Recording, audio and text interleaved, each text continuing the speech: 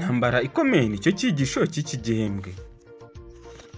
Muri iki cyumweru rero dufite insanganyamatsiko ivuga ngo ibizaba ku isi mu bihe biheruka. Kuri uyu munsi dufite ingingo ivuga ngo ijwi rirenga.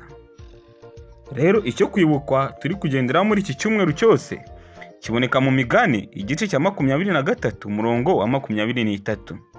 Hari amagambo avuga ngo gura ukuri ntuguranure, gura ubwenge no kwigishwa n'ubuhanga.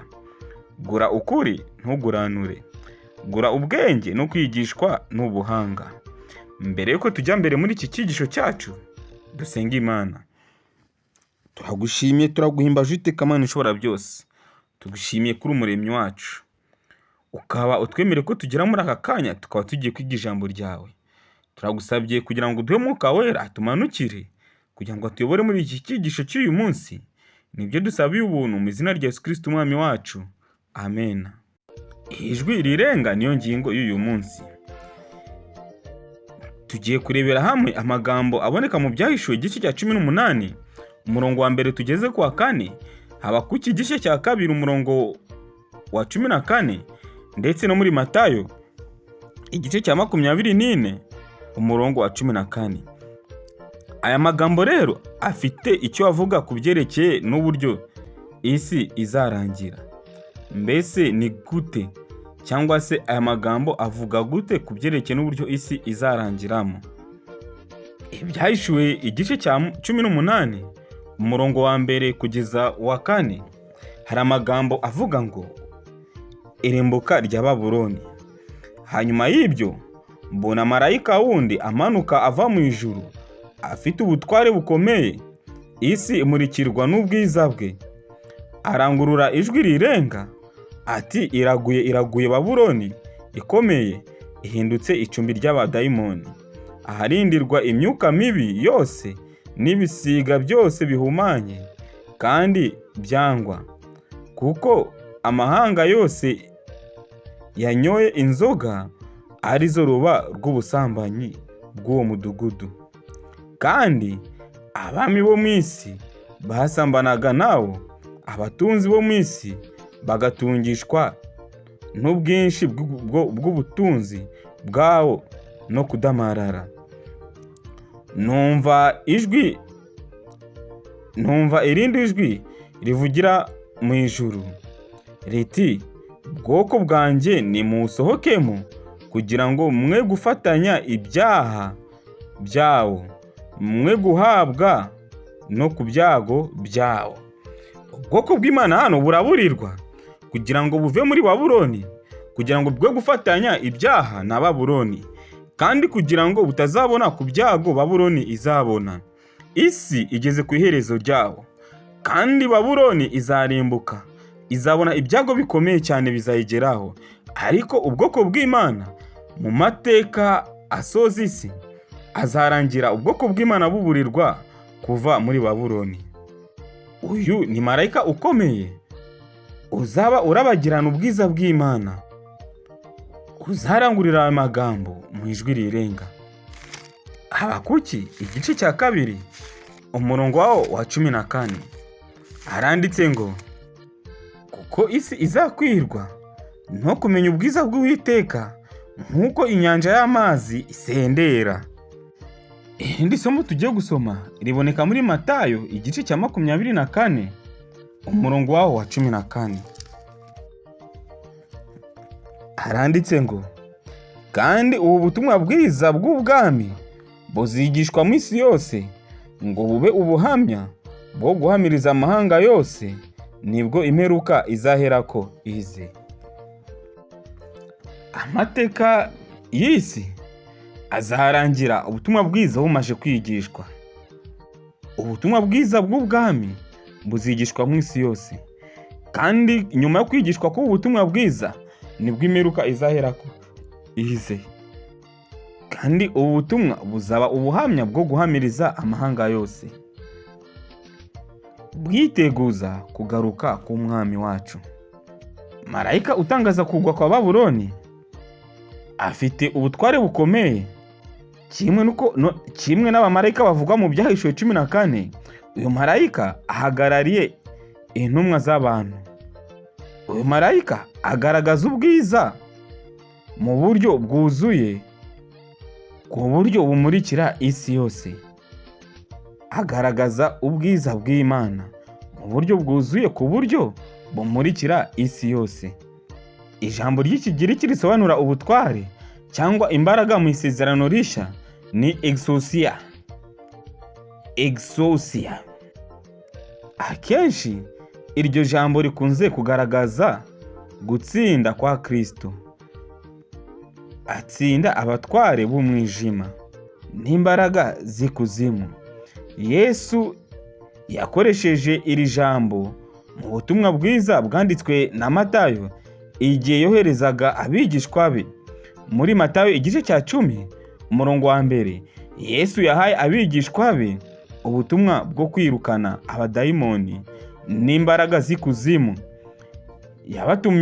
Yabatumanye imbaraga mvajuru kugira ngo batsinde urugamba ruri hagati y'icyiza n'ikibi.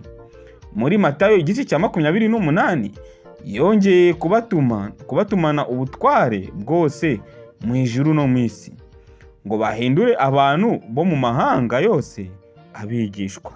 Yesu afite ubushobozi bwo guha abantu be ubutware bwo kugira ngo bamamaze ubutumwa bwe. Kandi Yesu yahaye abigishwa be n'ubutware bwo kwirukana abadayimoni n'imbaraga z'ikuzimu. Ubu natwe muri iki gihe cya none yiteguye gutanga imbaraga kugira ngo abamwemeye bose bazamamaze ubutumwa bwo kwiteguza kugaruka kwe. Buzuwe n'imbaraga ya Mwuka Wera, bagendaga bafite ubutware bwa Kristo. We mu mibereho ye ndetse n'urupfu rwe watsinze abatware b'umwijima ndetse n'imbaraga z'ikuzimu. Itorero ryo mu Isezerano Rishya ryamurikiye isi rikoresheje icyubahiro cy'Imana. Mu myaka mike abigishwa bamamaje ubutumwa bwiza mu isi y'icyo gihe. Abigishwa ba Kristo bahawe ubutware kandi bahabwa imbaraga. Mu gihe gito bamamaza ubutumwa bwa Kristo mu isi yose muri icyo gihe cyabo. Bene data, ku iherezo ry'ibihe Mwuka Wera azasukwa mu mbaraga zikomeye, kandi ubutumwa bwiza buzakwizwa vuba kugeza ku mpera z'isi. Nta gitangaza kirimo rero, kuko Mwuka Wera azasukira abantu be imbaraga zo kugira ngo bamamaze ubutumwa ku isi yose mu mbaraga zikomeye cyane. Kandi izi mbaraga zo kwamamaza ubutumwa zizaba ari zo kwiteguza kugaruka k'Umwami Yesu Kristo. Abantu benshi rero bazahindurwa n'ubutumwa bwiza mu munsi umwe, kandi ubuntu bw'Imana n'ukuri bizateza impinduka nziza ndetse kuri uyu mubumbe wose. Muri ubu buryo isi izaburirwa, kandi ubutumwa bwiza ndetse n'ibyiringiro butanga bizamamazwa ku isi yose. Ubutumwa bwiza bwa Kristo n'ibyiringiro bitangwa bizamamazwa ku isi yose. Ndetse umurimo ukomeye wo kwamamaza ubutumwa bwiza uzarangizanywa imbaraga zikomeye nk'izawutangije. Twibuke imbaraga zatangije uyu murimo zari imbaraga zikomeye cyane. Ni imbaraga zakoreshejwe n'intumwa, ku buryo ku munsi umwe habashijwe kubatizwa abantu basaga 3,000. Kandi umurimo urakorwa mu buryo butangaje cyane. Mu cyigisho cy'ejo twabonye yuko mu gihe gito cyane abagabo bo kwamamaza ubutumwa babaye 5,000. Ubu rero ubuhanuzi bwasohojwe mu isukwa ry'imvura y'umuhindo mu itangira ry'umurimo w'ubutumwa bwiza buzongera busohore ku iherezo ryabwo mu gihe cyo gusukwa kw'imvura y'itumba.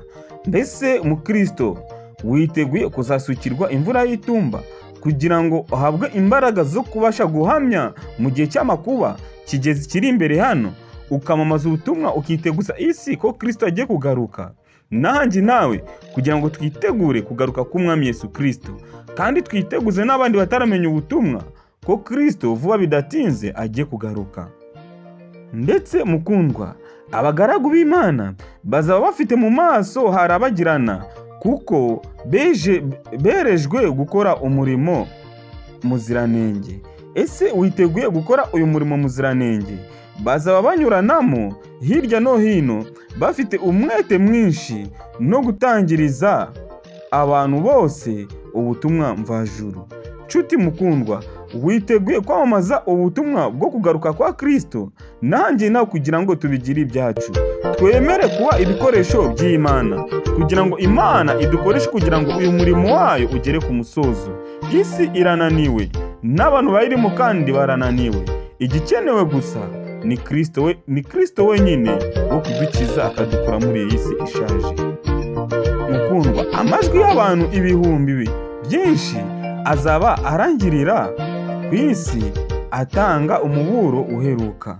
Nawe witeguye gutanga uyu muburo uheruka? Ibitangaza bizakorwa, abarwayi bakizwe, kandi ibimenyetso n'ibitangaza bizagaragarira abizera. Bene data, witeguye ko Imana izagukoresha kandi ibitangaza bizakorwa ndetse n'ibimenyetso bizakorwa? Ese nshuti, ni iki kikubuza guhaguruka ngo ukore umurimo w'Imana uko bikwiriye? Kristo araduhamagara kuri uyu munsi kugira ngo tumukorere. Kutitaba Kristo ni ikintu gikomeye cyane. Nitwe tubura kugira ngo twitabe irarika rya Kristo. Kristo yiteguye kudusukira imvura y'itumba, ari wo Mwuka Wera uzatubashisha guhamya Kristo. Dukwiriye kwemera tugakoreshwa n'imbaraga z'Imana kugira ngo uyu murimo turimo urangire twitahire. Uko imbaraga zacu zaba zingana kose, uko zaba ari nkeya kose, duhaguruke twemere dukorere umuremyi wacu. Icyo dusabwa ni ugukingurira Kristo imitima yacu, ndetse tukakira gusukwa kwa Mwuka Wera. Uwiteka rero atubashishe kugira ngo uyu Mwuka Wera tuzabashe kumwakira. Uwiteka akomeze abane natwe. Uwiteka yongere akingure imitima yacu, kandi natwe twemere irarika ry'Imana. Tumukingurire imitima yacu kugira ngo Uwiteka umwami wacu adukoreshe. Icyo ngusaba ni uko wakwitegura kugira ngo wakire iyi mvura y'itumba ijye kuzasukwa ku bana b'Imana muri iki gihe cy'imperuka. Reka dusenge Imana dusoza iki cyigisho. Uwiteka, turagushimye, turaguhimbaje, turabanyantege nke, turabibona, kandi mu by'ukuri umurimo wawe ukeneye abagabo bo kuwuhamya. Kandi turagira ngo natwe Uwiteka muri aka kanya uduhe imbaraga zo guhamya ubutware bwawe. Imbaraga nke zacu zose dufite uko zingana kose turakwiyeguriye kugira ngo ubane natwe. Ibyo ni byo ngusabiye ubuntu mu izina rya Yesu Kristo umwami wacu. Amen.